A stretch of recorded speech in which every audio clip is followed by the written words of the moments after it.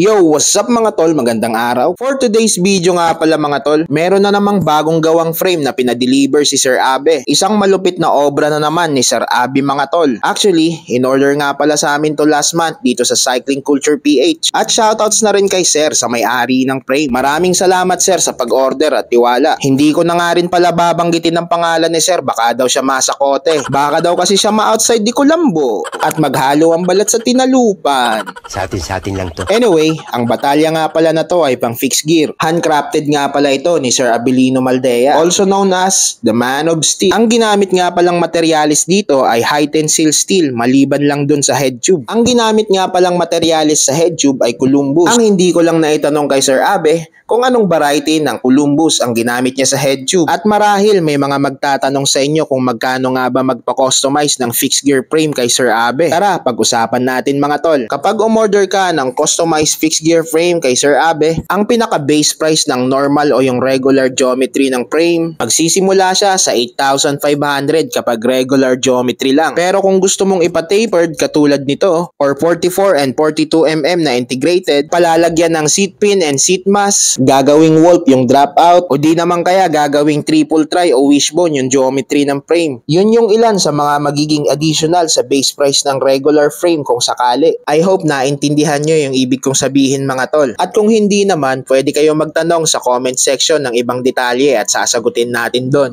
So natapos na tayo sa presyuhan mga tol. Check naman natin yung specs nitong bagong fixed gear frame na gawa ni Sir Abe. Ang size nga pala ng frame ay 50-52. Ang dropout nga pala nito ay regular dropout lang at may nakaukit na pangalan ni Sir Abe. Meron nga palang seat pin to sa seat tube at para hindi na mangailangan ng seat clamp. Ang insertion naman ng seat post ay 27.2mm. Sa BB shell naman ay BSA threaded yung standard. 68mm naman yung length. Ang maximum tire clearance naman ito ay 32C hanggang 35C. Nakaabang na rin para sa track lacrosse na setup. At heto na nga yung pang main event mga tol. Naka-tapered head tube. Ang angas, di ba? Mahusay. Ang ganda ng pagkakatirada ni Sir Abe. Wow naman!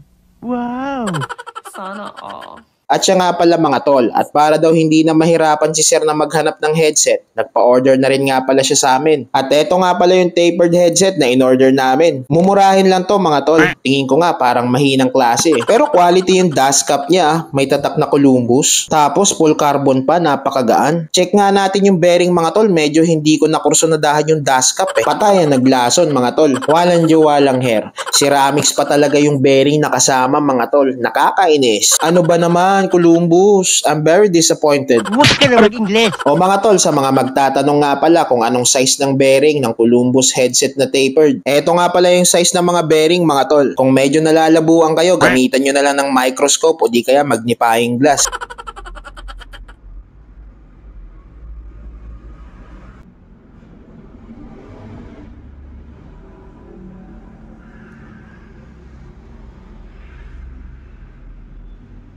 At syempre, para nga makasigurado tayo mga tol, sinukat ko nga pala yung mga bearing kung mabisa ba. Sobrang ayos mga tol, saktong-sakto, parang sinukat. Pati pang ilalim mga tol, lapat na lapat. At para sigurado talaga men, lalapatan ko to ng fork. Hihiramin ko muna yung fork ng Peace Ninja. Tara, subukan natin men. Ayan oh, saktong-sakto men oh. Ang ganda ng pagkakahubog ng tapered. Teka, parang hindi pa rin ako mapakali men ah. Subukan naman nating itayo men. Bago ko ipa-powder coat yung frame, titingnan ko muna yung kung quality ba talaga.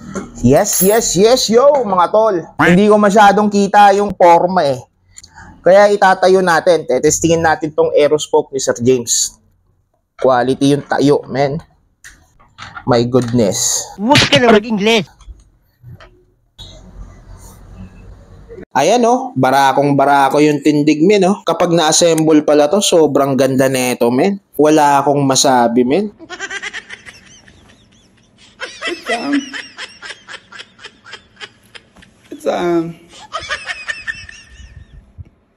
Can I get some water?